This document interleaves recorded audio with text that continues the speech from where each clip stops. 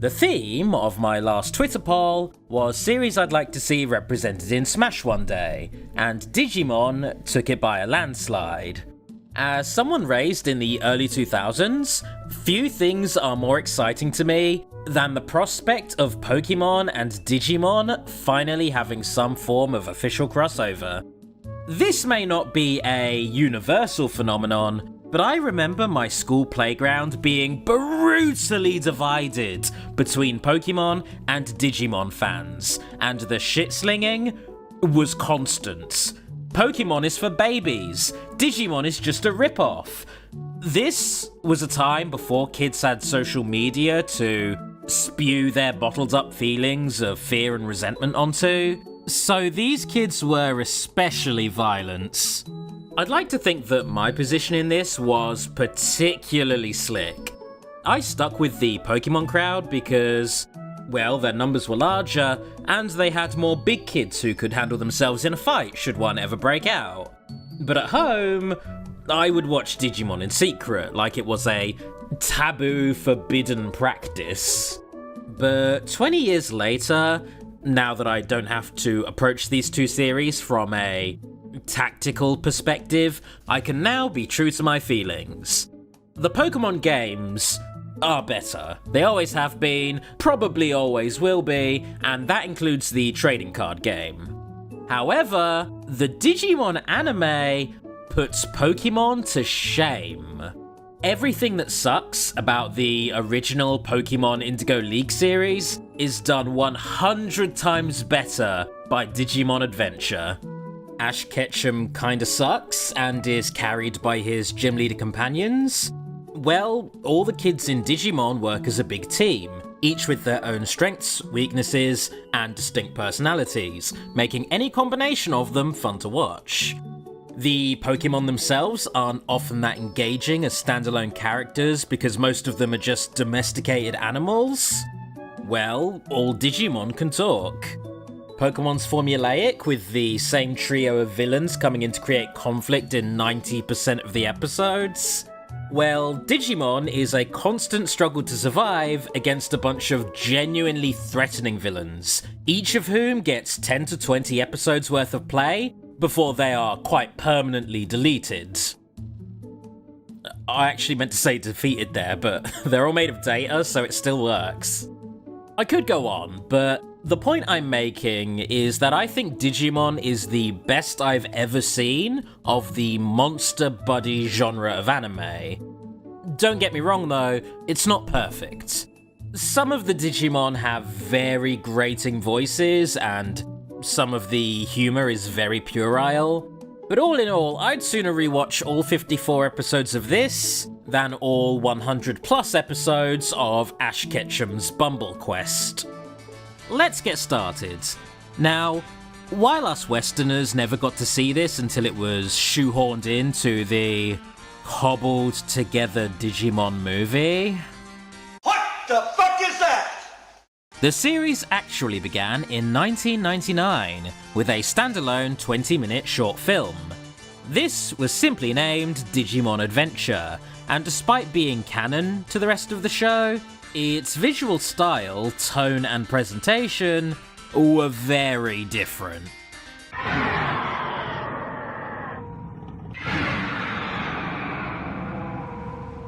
After an opening stinger that gives off some real Godzilla vibes, a story about two young siblings named Taichi and Hikari begins. They find an egg containing a strange, otherworldly creature named Koromon, and struggle to take care of it. If you've ever watched a standard Digimon episode, you'd probably expect this to be super over the top, full of cheesy one-liners and quite overly dramatic. But no, this feels very reserved, particularly in terms of its pacing and comic timing. It's quiet, beautifully animated, cute, wholesome. This thing rules, this is my kind of shit. Even if you have no interest in anything Digimon related, I can still recommend giving this a shot, as well as my LP of Cyber Sleuth.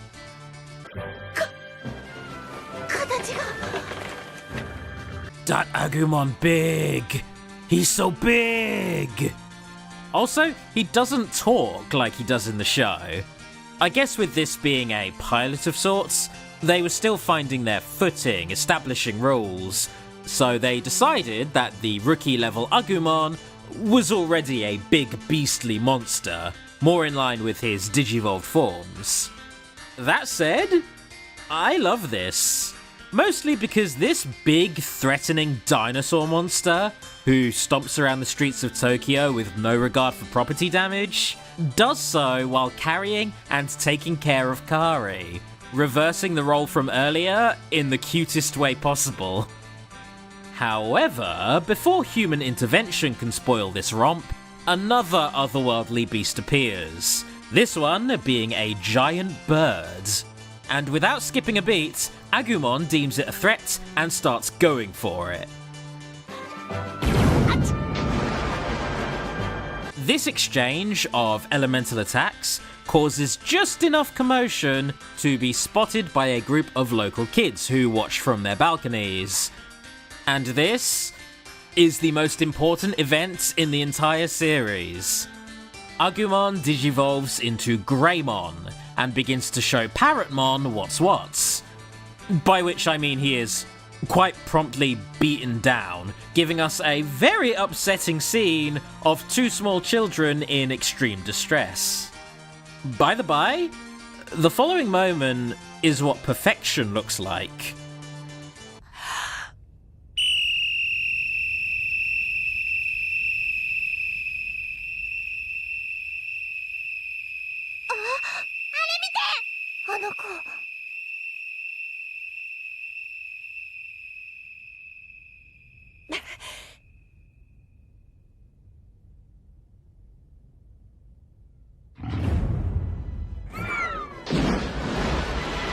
After letting off one final blast of energy, both Digimon are seemingly obliterated. And in the aftermath of the events, the entire thing is labelled by the press as a terrorist attack, and most of the nearby families move away.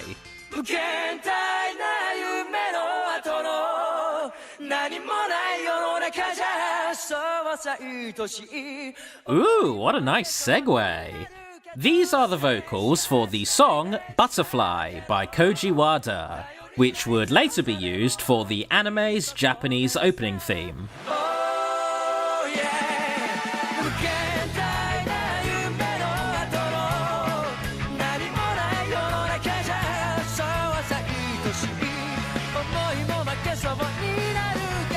Now this is a beautiful rock ballad which fits wonderfully for this show about love and friendship. But I mean, come on. Don't fucking make me say it. Paul Gordon's English theme can't be fucking topped, okay? Digimon, digital monsters, Digimon are the champions. Digimon, digital monsters, Digimon are the champions. Yes, it's vapid and repetitive, and it feels like it's trying to scratch the same itch as the Pokemon opening theme.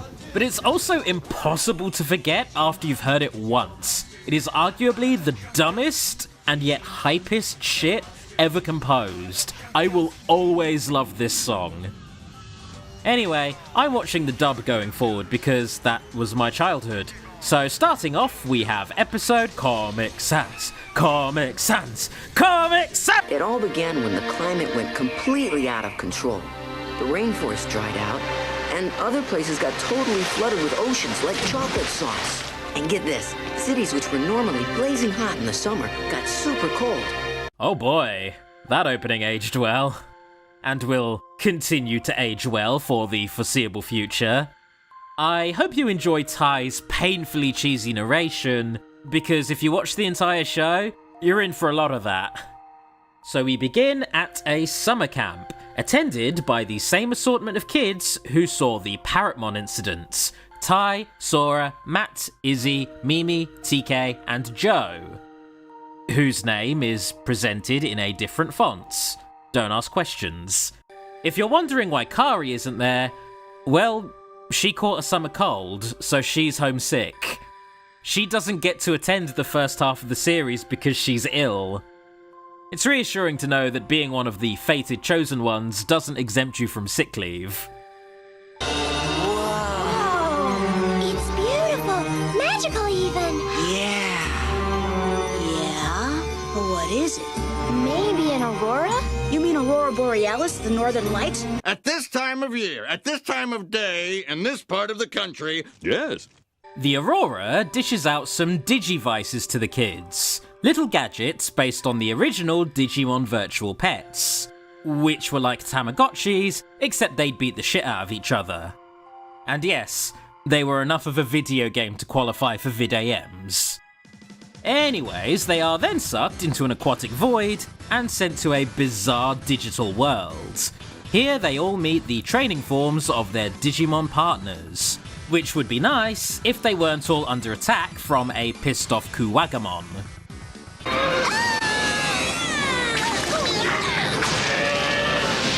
When pushed to their limits, the Digimon all take on their iconic rookie forms. The forms that they maintain for most of the series when they aren't specifically fighting a powerful foe. Coromon, Digivolve 2! Yokomon! Digivolve 2! VidAMon! Multimon! Okay, so these Digivolution sequences typically aren't that bad, unless the entire party does it all at the same time, which is typically what happens against major enemies. Remember that for later. At a rookie level, a spamming of signature moves is all it takes to topple Kuwagumon. But not content with giving the main party an easy victory, he donks them all off a cliff. The show from here is a quest through both the digital world and what they refer to as the real world, defeating Digimon who've been corrupted or initiated by the big bads. Devimon, Etamon, Myotismon, Piedmon, and one more who we'll be seeing later. Throughout this journey, there's a bunch of really solid character developments, with the Digimon's abilities to unlock their full power being directly tied to the growth and maturity of their human counterparts. And this point brings us to my favourite episode of the whole series. Episode 16, the arrival of... spoiler, sees the party, now named the Digidestined, trawling through the deserts. They seek one of the crests that allows them to unlock their Digimon's ultimate forms and defeat Etamon, who is quite transcendently characterized as an Elvis impersonator. That's where I hold my annual Tribute to Me show. I wonder what they're doing all the way over there. You got any idea? Tai spends the bulk of this episode being an irredeemably abusive asshole to Agumon, talking shit to him, force-feeding him, threatening him, and trying to force him to evolve on command. You're the only one that can digivolve further, so either you try to get to the next level and save us from Etamon, or I'll go and get myself a new Digimon. Not much of a choice. And it doesn't stop there. When the gang decide to stop and play a strangely convenient game of footy as a distraction from their life-threatening quest, he has a go at them as well. I can't believe you're playing soccer at a time like this. Will you use your heads for something other than hitting the ball? The sooner Joe finds the crest, the sooner we can leave. Now, while the football pitch was in fact a trap set up by Etamon, and you could argue that Tai was in the right not to blindly trust it, the following ambush from Etamon is where Tai absolutely crosses a line. Etamon pits Tai's Greymon against one of his own, and the fight does not play out all that well. In response to this, Tai purposefully puts himself in harm's way, essentially forcing Greymon to evolve out of sheer desperation. You can do it, Greymon! Digivolve!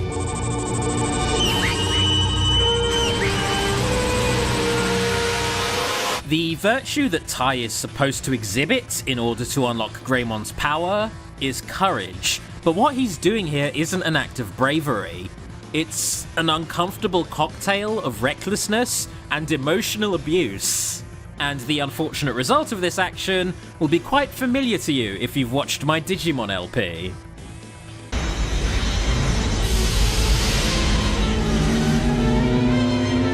This is Skull Greymon. One thing that sets Digimon apart from Pokemon is that most of them have branching evolutions based on how they're raised. And a Greymon who has had enough of your shit becomes this fucking nightmare. Listen to me, Skull Greymon! If you're really the Digimon form of Greymon, then you can't hurt me! Are you sure about that? Ty, get out of there! The rest of the episode has Tai face the consequences of his own actions, in the form of a giant, murderous, skeletal dinosaur. It takes a concentrated effort from everyone to take him down, and they don't even succeed in doing so, instead having to wait for him to burn himself out. This episode works for me because it really cements how important the growth of these characters are to the overall narrative. And this isn't the only time when that dynamic is played with. The character of TK, for example, is 7 years old and in way over his head at any given time. This is why his partner, Patamon, takes so long to achieve evolution.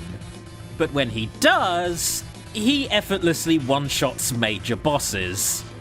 And speaking of bosses, let's check out the final episode.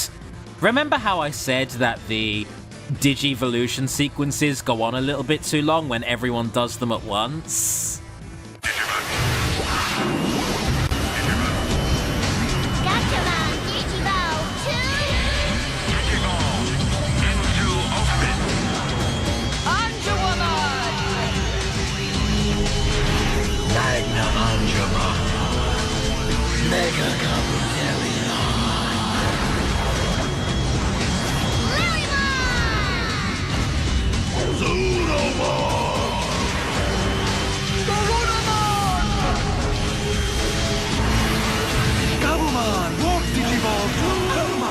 Digimon, Digimon 2!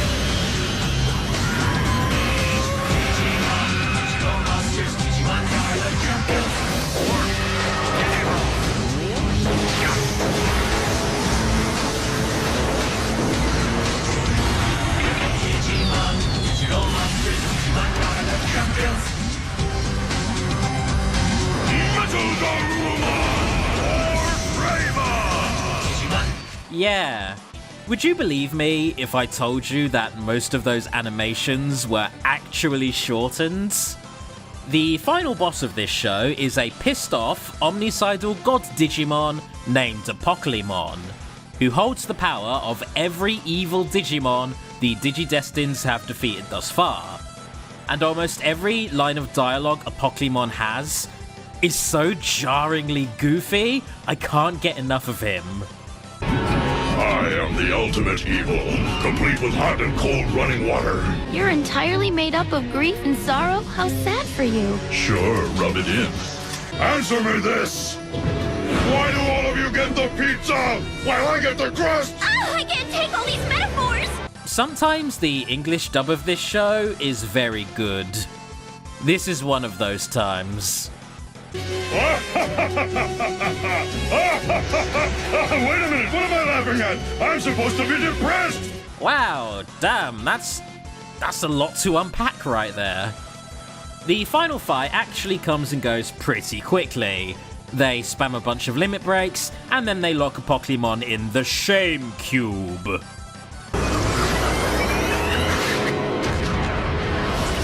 What was that? I'm not sure. And so, the series ends with the main villain defeated, Agumon casually musing over the prospect of becoming Skull Greymon and taking over, and the Digidestined parting ways with their Digimon friends as they finally go home. This would usually be where I'd stop, but it would be a crime for me to omit what might be the best piece of Digimon media ever made. Have you ever seen the film Summer Wars? If not, what the fuck are you doing here? Go and watch it right now! Yeah, seriously, go watch it. I will wait. Yeah, wasn't that shit amazing? Well, it was directed by one Mamoru Hosoda, and was heavily based on one of his previous works, Children's War Game, the second Digimon Adventure OVA, and the second segment of the Digimon movie. I'm not counting the Angela Anaconda parts. This film takes place 1 year after the events of the series, and focuses on Tai and Izzy. The two of them have to stop a virus Digimon named Diaboromon from taking over the internet and setting off the goddamn nukes. This wouldn't be so bad if they had the full squad, but most of them aren't actually available because they all have their own shit to deal with.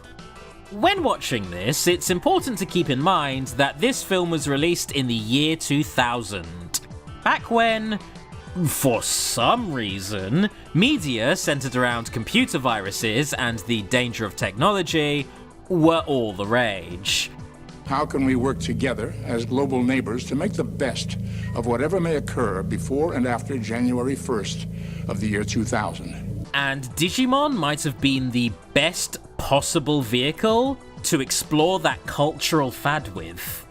Not only that, but with most of this film taking place in Tai's bedroom as he uses his computer, this film feels even more relatable 20 years later, where an actual global threat has now forced most of us to solely communicate online.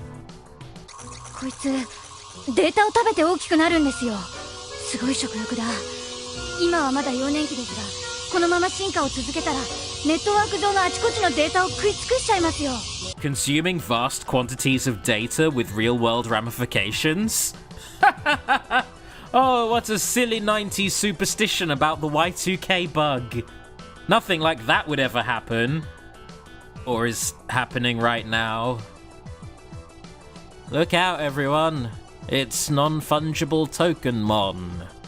So, what makes this 40-minute film so enjoyable is the incredibly sharp writing, which shows Tai and Izzy getting increasingly frustrated with the logistical nightmare of saving the world, while only being able to video chat, phone, and email their friends for support, using early 2000s internet. For those of you who were around back then, I'm sure you understand the pain. Oh, cool! Having the animations appear as pop-ups? I actually like that, that's really clever. No! He's attacking the mid-animation! He's breaking the #1 rule of anime, the dirty bastard! Matt and TK get wind of the situation, but their problem is being in the middle of bumblefuck nowhere, and having to find the nearest working computer with internet connection. Thankfully, after a motorcycle ride, they do, meaning that the two mega-level heroes can now enter the fray.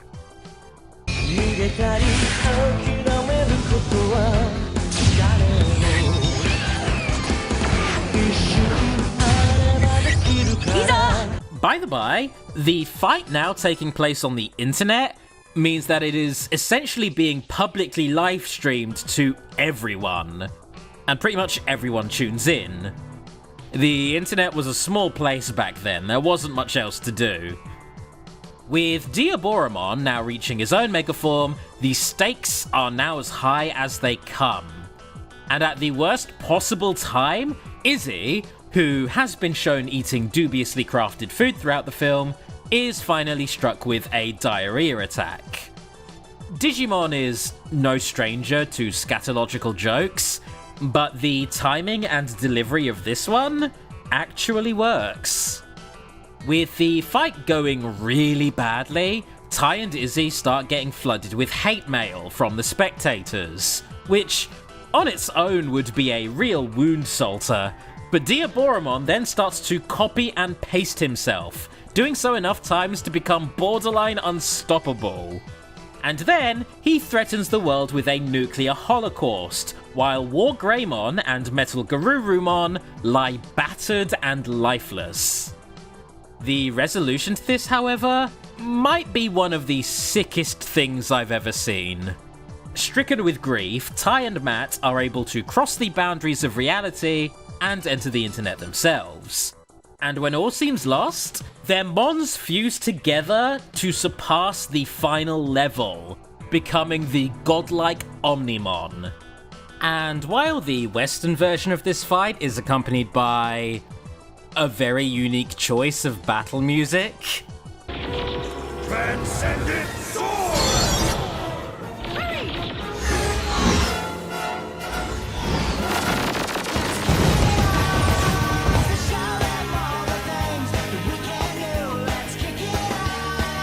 the original plays this beautiful choir music, more befitting of a holy internet night.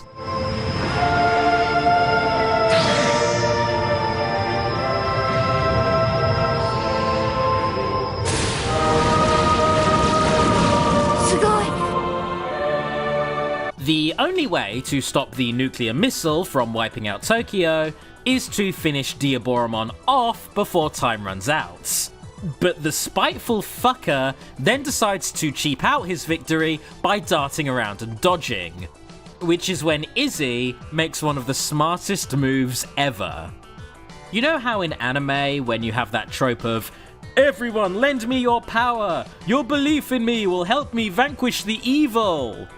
Well, in this case, the flooding of Izzy's inbox is actually causing more problems. So what he does is he selects them all and forwards them to Diaboromon, making him lag out. Distributed denial of service? More like Digimon dying of sword. I'm glad they gave me a moment of silence to let that joke settle. With only 1 second left on the detonation timer, the nuclear missile is left to fall uselessly into a river. Yes, it still needs to be safely disposed of by a team of experts, and it'll still probably cause an international incident of some kind, but it's much better than the nightmarish alternative. And with that, we've taken a look at Digimon Adventure and its OVAs. Now let's talk legacy. Pretty much all Digimon games are inspired by Digimon Adventure in some way or another. Some in very minor ways, some major, and others being direct adaptations. Adventure went on to have 2 sequel series. First, there was Digimon Adventure OVA in the year 2000. And much later, in 2015, a film series named Digimon Adventure Tri followed the stories of the Digidestined all the way to their adulthoods. Which was really cool to see. Ash Ketchum. And that's not even getting into the 2020 remake, which is still ongoing and is playing out quite differently to the original. I'll review that show when it's actually finished. That said, I've only scraped the surface of what the Digimon anime series has to offer, so next time we come back here, we'll be watching Digimon OVA. Thanks for watching, and an even bigger thanks to Anonymous, Dan Brown, yes, this music is for you, Fitzwilliam Ramsbottom, Jack Mortar, Pixel Pusher, Pokepal, Shameboy, and Thomas Walker. Take easy, everyone.